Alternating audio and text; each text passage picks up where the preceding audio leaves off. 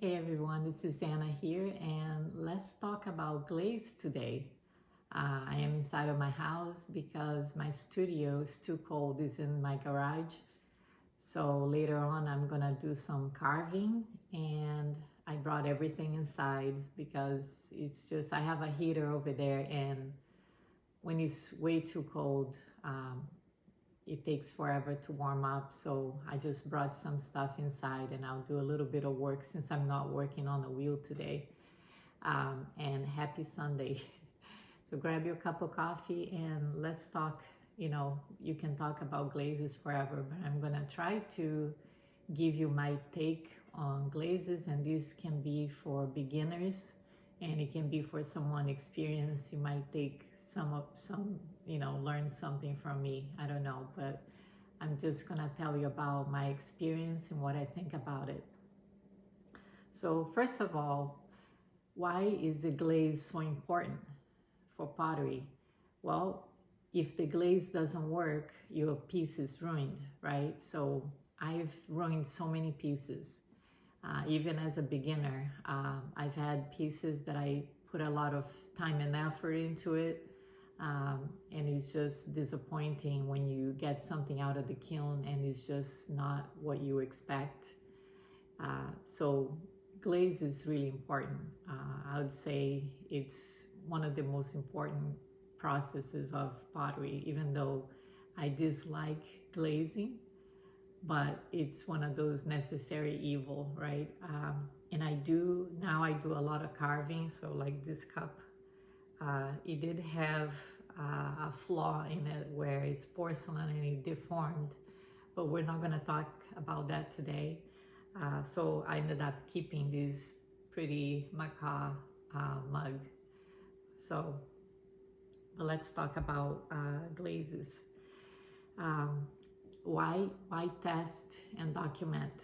Well, you want to be able to do the test first before you start putting the glazes on your pieces, so you know what colors, if you know what type of glaze you want to put on. And why document it? Well, you want to be able to reproduce it, so you want to document. And I'm guilty about not documenting sometimes because you're in a hurry, you just want to do something spontaneous. You would say, oh, let me try this combination real quick before you put something in the kiln, and then this piece comes out gorgeous, and then you're like, okay, so what did I do exactly? And you can't remember. I've done that many times. So what I do now is I do many tests. I test on a piece, I test on cups, I do the test styles, and then I test on bowls that I don't want. So don't throw anything away, because you can test on things that doesn't work out quite well. Don't throw it away. Use it for testing glazes, especially like testing for liner glazes, testing on the outside. And another thing I do now is also take a little video right when you're glazing your test style or a test bowl. Take a quick video just documenting exactly what you did, if you brushed or dipped, and if you're using layers of glazes, how you did it. It's very important. That way you can reproduce it, because even when you do a test style and you document it on the bottom, sometimes you don't remember if you dipped, or you don't remember exactly how you applied that glaze. So that's another important thing. Another thing I wanted to talk about is if you want the glaze to, your glazes, you have to choose between what type of glazes, if they are opaque or translucent. And that depends on the type of work that you're doing and your taste. So if you're doing something simple like a cup, you don't need to have anything to show underneath like a carved piece, so that those glazes can be opaque. It's not gonna show anything underneath. Now for carved, like a carved cup, like I do a lot of carving, my glazes have to be, I use underglazes in clear, or sometimes I use translucent, other translucent glazes with some color on it, but they have to be translucent to be able to show. Like on this test cup here, I made a leaf that is carved and I used the green. Well, that green has to be translucent to show all the veins of the leaves that I carved in there. So that's another factor that you have to think about. Another thing is, do you like drippy glazes? You know, like I love drippy glazes for some of the work. Like for these, you know, I'm trying to make a whole dinnerware set for me with cups and plates. And I love this effect that I got on this cup. I have a video on this, exactly what I use. But so this is the drippy glazes, right? Or I'm doing a technique now that I don't want the glazes to be drippy at all, so I'm using stroke and coat. So this is just a little tester bowl that I made actually with my granddaughter, but I used as a tester. So for this technique, you want the glazes has to be very stable. They can't move at all during the firing, because you put lines of lime oil resist or wax resist, and that you want it to show. So what happens if the glazes start moving? They're gonna go over your lines and you won't see anything, any of your work that you've done. So that's another factor. And when I do the test styles, of course I write it down in here what they are, and I will start zooming in the video now so you can see better what I'm talking about. And I'm gonna show you how I actually write on the bottom. I use Amaco liner, is the real fine point. I know some people use the under glazes pencil. I've never used those. I guess those work also, but these work also very well for me. So I decided just that's what I always use. I also use that to sign my name underneath. I use the Amaco liner. That's how I do my signature on the bottom. So at this point, I'm just gonna zoom in and I'm gonna show you the results of some of the tests. I wanna talk a little bit about luster. I have some pieces here that I used mother of pearl luster and gold luster on the rim. And we'll talk about it when I get there, but we'll go over some of these. And I love greens and blues glazes. So you see some of these are greens and blues. I like the real pale pink, even though I've done a test for that one particular glaze that I was hoping to be a beautiful pink, and it turned out to be not what I was expecting. So I need to tweak that test. But there are commercial glazes that have beautiful shade of pink. So but mainly blues and greens. So let's zoom in and we'll talk more. So I'm just gonna show you real quick how I document on the bottom of my test styles. And it doesn't mean that this is the right way. There are several ways that you can do this, but I just came up with something that works for me. So I write the initials. So a lot of these glazes I used here, it's a combination of commercial and glazes that I mixed. And all the ones that I have mixed is from John Britt's book called Mid-Range Glazes. It's an excellent book, recipes. It has tons of recipes and it's easy to follow. But if you don't feel comfortable, you know, mixing your glazes yet, there are certainly some beautiful commercial glazes out there, and we'll go over some of these are commercial. So what I do first is, if I'm doing a layered combination as this one, I do first, I start from the base glaze. So I start from the top. The base glaze is Colonial White. So I just write, I'm gonna write it here. I'm gonna make it bigger so you can see. So CW, those are the initials. Colonial White is a Laguna glaze. It's all over. So in here, I probably forgot to put, this is not a good example. Yeah, I did it on this one. So let's do it on this one. Colonial White. And these two kind of go together because they're almost the same, except for one glaze. So that's probably why I omitted the symbol. But the symbol I use is a little oval.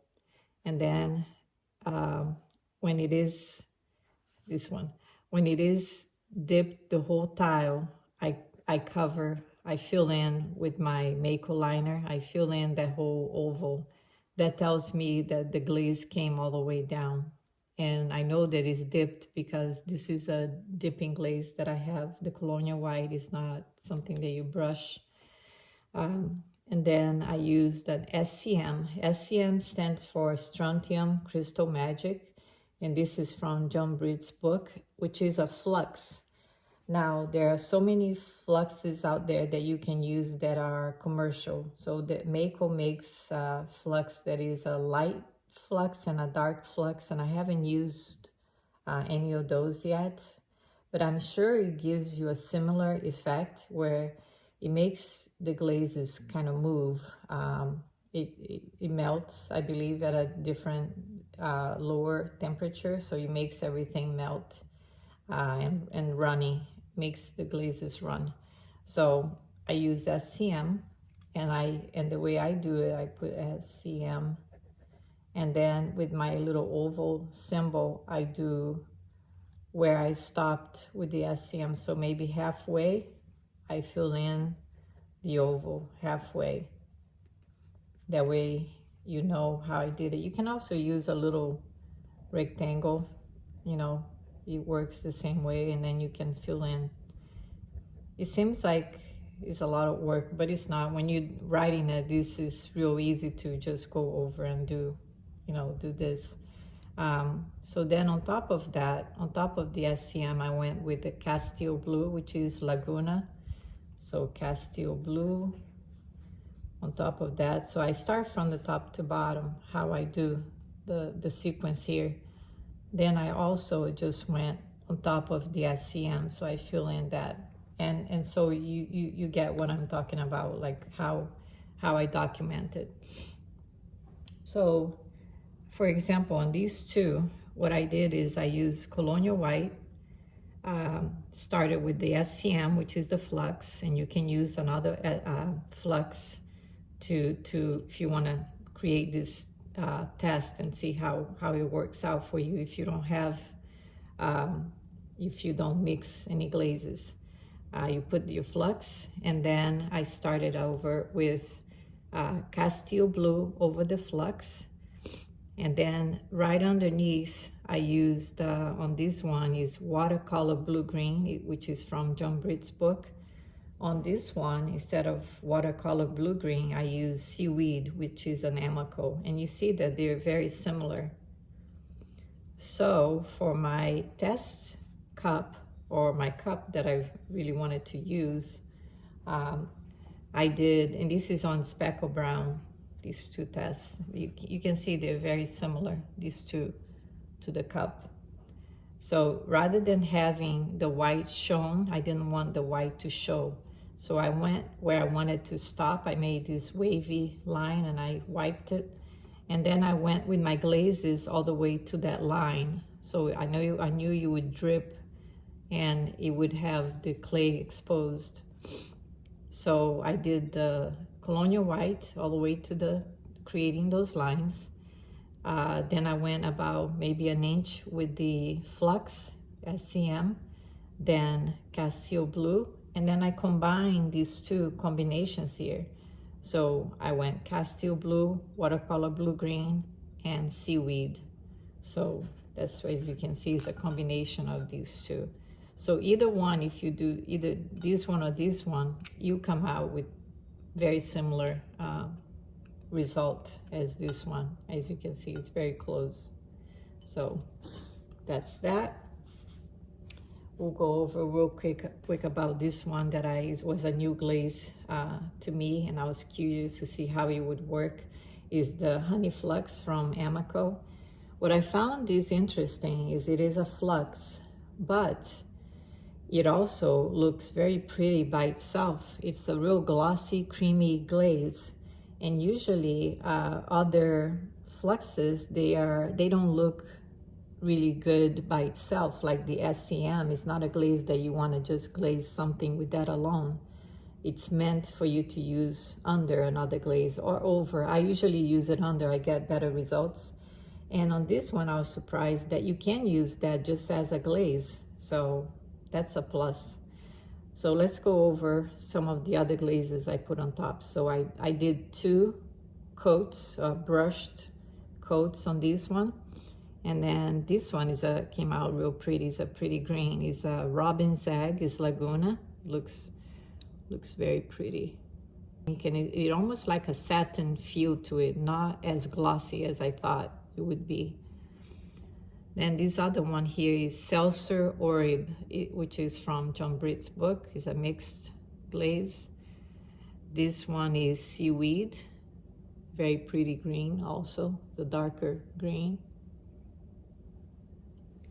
Then this one here is Amaco Blue Surf.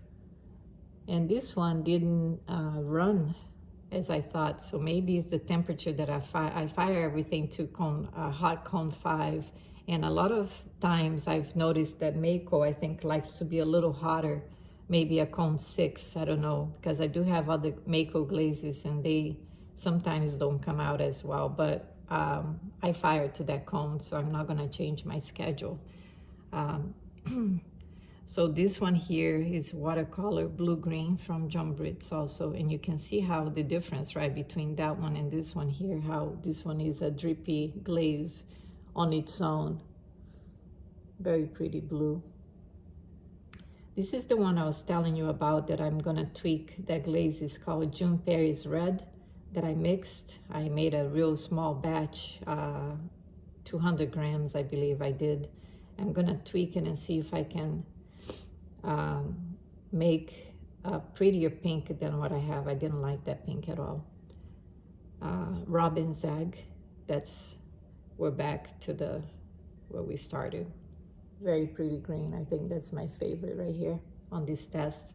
Now for the leaf is Laguna Spring Green. I brushed the whole leaf with that, and then I came over on top of that with the Seltzer Orib, which is a translucent glaze, and you can see the details because this is a carved piece.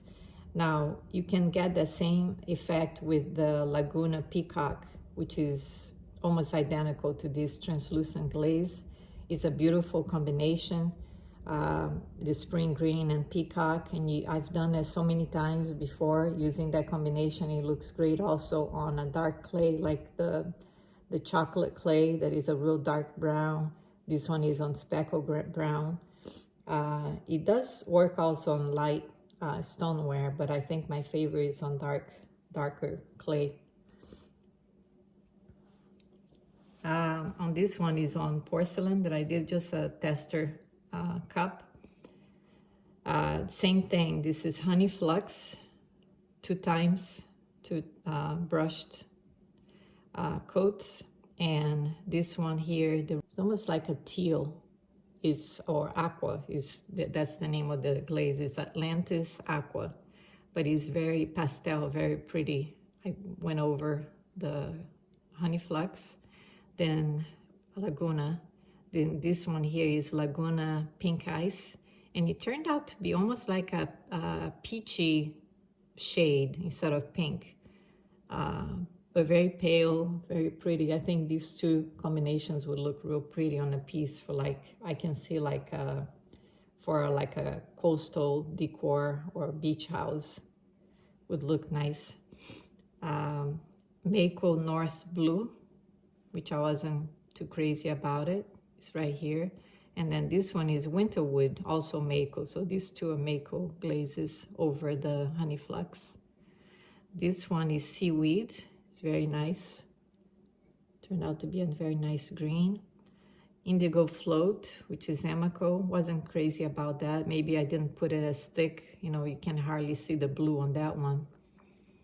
Luster Jade, also very pretty. A little lighter than the Seaweed, but a very pretty shade of green. And this one is Power Turquoise, which is Laguna.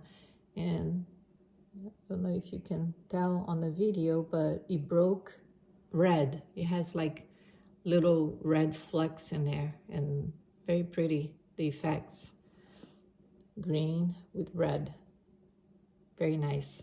And I don't know if it is the flux that is doing that or the slow cool. I always fire everything cone 5 with the slow cool and a hold of 5 minute hold. And that takes care of, usually if you have a glaze that does usually pinholes, like the Castile Blue, it does that sometimes. Usually the slow cool takes care of pinholing.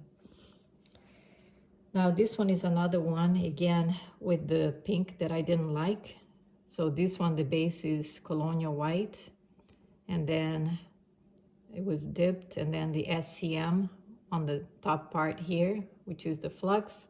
And then I came with the Atlantis Aqua. So I'm gonna do this again, and I really like the green, how it changes. It has like different shades of green all on its own with the flux, and then dripping over the white. So if I didn't have that, I think it would look real pretty.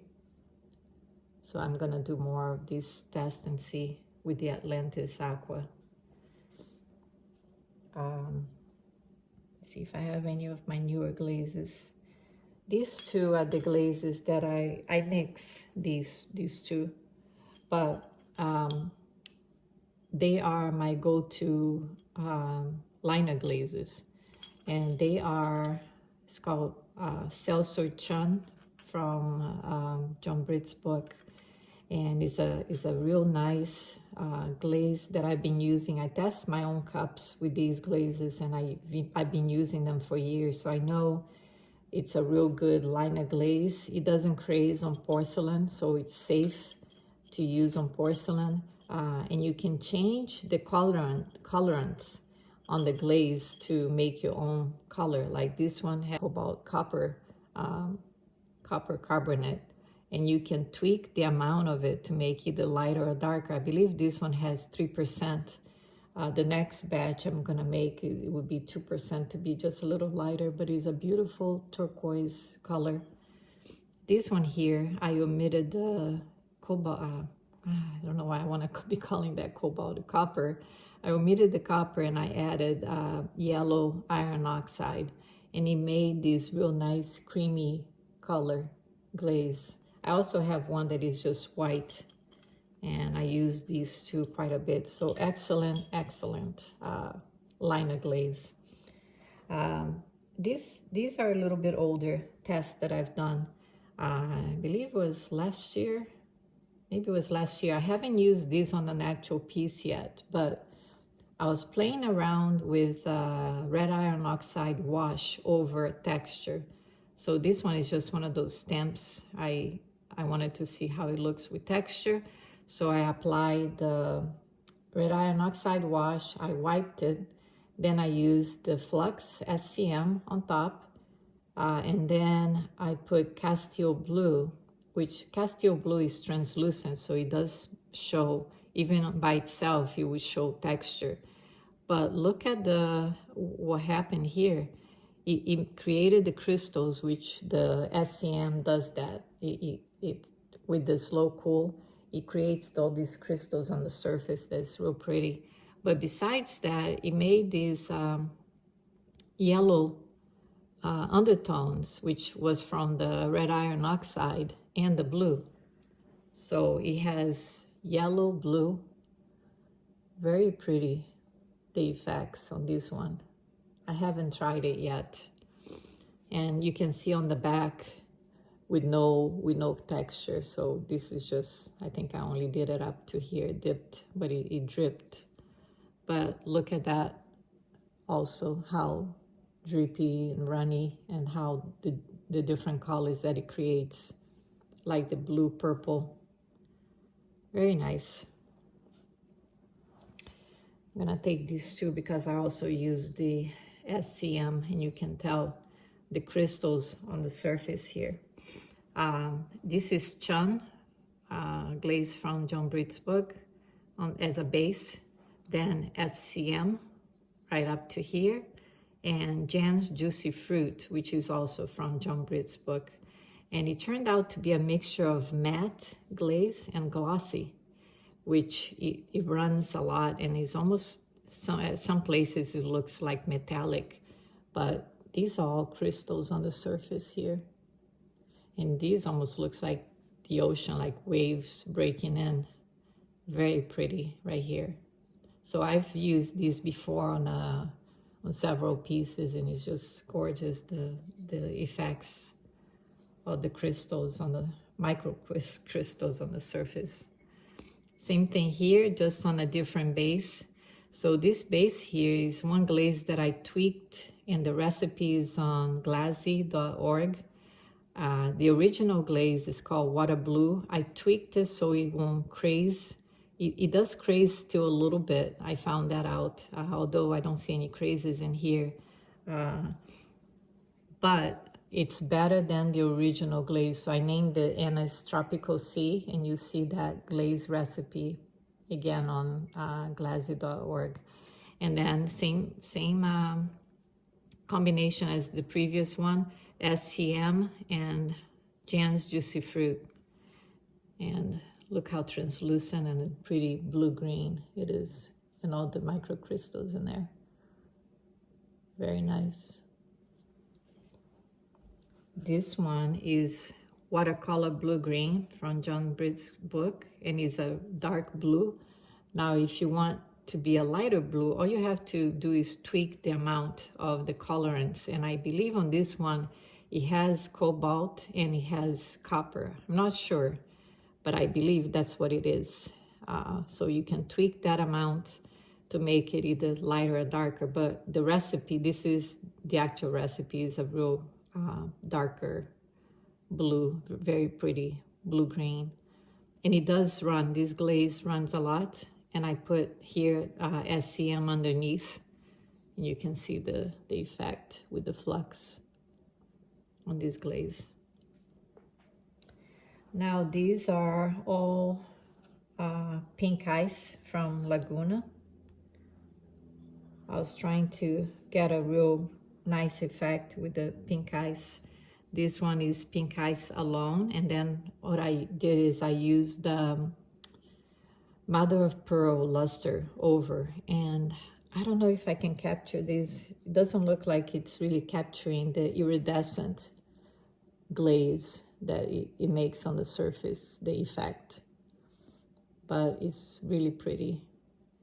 And the pink ice alone, it has almost like a little tiny pinholes, and I think they're not really pinholes that you would think. It's more of like a characteristic of the glaze, because you can't even, it feels so smooth. But if you look, like, you can have to look with the magnifying glass, but it has like real tiny pinholes in there. But I've tried this glaze and I still love it. I would be skeptical about using it as a liner glaze, but on the outside it's just beautiful. You can tell that it has little tiny pinholes. I just love this glaze. And some of the Laguna glazes does that. It doesn't matter how, if you do slow cool, all I know is that it does like thinner applications. So the thinner you go, like maybe up to 2 brushed coats, it's really nice. It won't be as pinholey like some other ones. Atlantis Aqua does that also. So this one is, I use the 2 translucent cream, which is also Laguna. I did pink ice and then translucent cream, and it does make this creamy white over the pink. It makes a real pale pink. Very pretty. And I use here the gold luster. And this one is on pink ice and translucent cream on speckled clay. Nice results. Very smooth that it came out on this one. This is a translucent cream by itself. It's a nice glaze also. And this one is pink ice brushed, and then I use Amaco oatmeal on top, and it just ran. It just looks like the whitish color on top dripping here over the pink. But then I used the mother of pearl on top of that, and it's very iridescent. May not be capturing that here, but it is. It's very pretty. Now, I have other pieces here that I use mother of pearl, so that's what I wanted to talk about. Just be aware when you use mother of pearl luster, which is an overglaze, so it's used after you glaze something. You then go and apply this mother of pearl with a real soft brush on making like swirls, marks on it. It's a liquid. So you apply that over your piece and you fire to a very low temperature. I believe it's either cone 018 or 019. I can't quite remember right now. But remember that this luster, same thing with the gold luster that I put here on the rim, it won't last forever. So if you're making pieces that are functional, like mugs or cups, just remember or to remind the customers, first of all, they shouldn't go in the microwave because of the metal, right? You will ruin your microwave and the mug or whatever the piece is. And they will scratch and eventually just completely come off with time. I have some pieces that I use on a daily basis, and the gold has completely come off. Now I put that piece on the dishwasher. I like all my pieces to be functional and be able to go in the microwave and dishwasher. So eventually you will scratch, and the mother of pearl can scratch easily with the wear, and the gold luster will come off. I believe the mother of pearl will also, with time, just come off if you're putting on dishwasher and scrubbing it. Even if you scrub really hard, you see that it won't last. So that's the reason why I don't use particular. That's just my opinion, but I know a lot of people use it, and just the customers should be aware of that. But it's a beautiful effect that you can make on decorative pieces that are not really gonna be used, on a daily basis, and you just gonna wash it maybe once in a while. Then it can last a long time, but not for a daily use. So that's what I wanted to say about luster, but it is beautiful. It is a beautiful effect. I have a few other samples here that I use luster, and the sheen that has on the surface is just gorgeous. So this is another one of my go-to translucent glazes, or clear. It's called Kitten's Clear from John Britt's book. I use that over my my mugs. That's what I use over under glazes. So this is just the clear. Now you can mix that with other colorants, mason stains or oxides to create a new color. And I made also a cobalt wash to go into these grooves here. And then I waited until it dried, and then I dipped into the Kitten's Clear with copper carbonate. And I dipped into that, and it creates this real nice effect where you can still see the blue in there on the grooves. And then I applied the mother of pearl. But look at that sheen. Look at that iridescent surface. Very pretty. I had this one here, similar to that one. Now this one I did the copper wash, and then I dipped into the Kitten's Clear with copper. And very nice celadon. Very nice effect. That's Kitten's Clear. Another Kitten's Clear with Bermuda mason stain. Creates a very nice shade of green. And then on the back here, I used robin's egg mason stain. Very pretty color. And that makes a good liner glaze as well. Now these two tiles here, I believe those are the ones that I broke, and I glued them together because I thought it was worth saving them. This is Kitten's Clear as a base. And I used, on top of that, opal luster which is Duncan. Unfortunately, they don't have that glaze anymore, but it's almost like an amber color. And there are other glazes that have that. I believe there is one by Laguna called Turkish Amber. Amaco makes one. What is it? Iron something. But there are several that have that amber color. But anyways, I believe you would have the same effect over the green. And then I put the mother of pearl, and it looks so pretty. It's almost like a mirror, but it has that iridescent surface.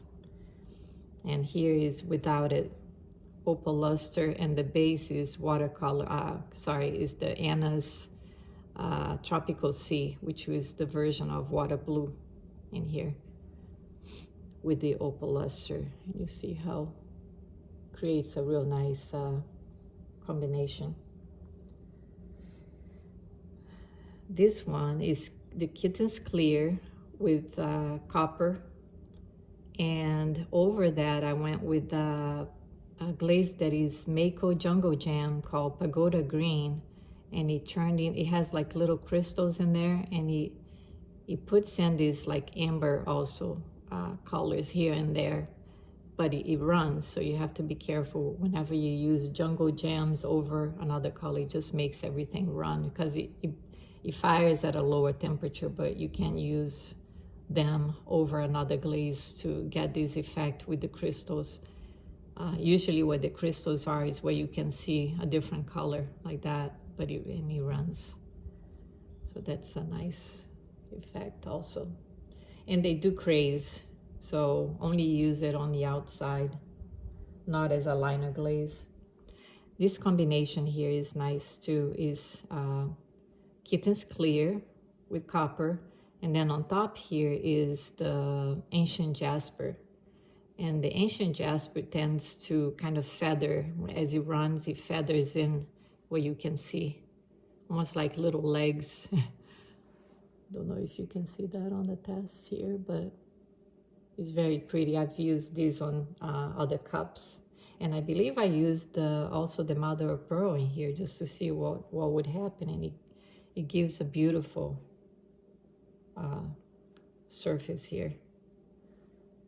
It's also pretty without that, like this one is without it. And this combination here is the Amaco Rainforest. I believe that's what it is. RF. Yeah, it's rainforest. It's been a while since I used it, but I have used that on cups and plates with the Ancient Jasper on top. It's kind of dark in here, but it's a very pretty combination. And this one is my last one, which was Honey Flux with the June Sperry red, and it turns out to be just a pink. I didn't like it. And this one, very pretty with the Castile Blue. Castile Blue is a very, almost like a sky blue color, but it looked beautiful over the Honey Flux. So that's all I have for today, and hopefully we'll have other kiln openings soon. And I'm gonna be doing a carved video coming up next, because I'm working on some carved pieces on my porcelain. So I'll have some tutorials on that one too. Thanks for watching, guys, and consider subscribing to my channel so it will support for me to continue making some more tutorial videos for you. Thanks for watching. Bye-bye.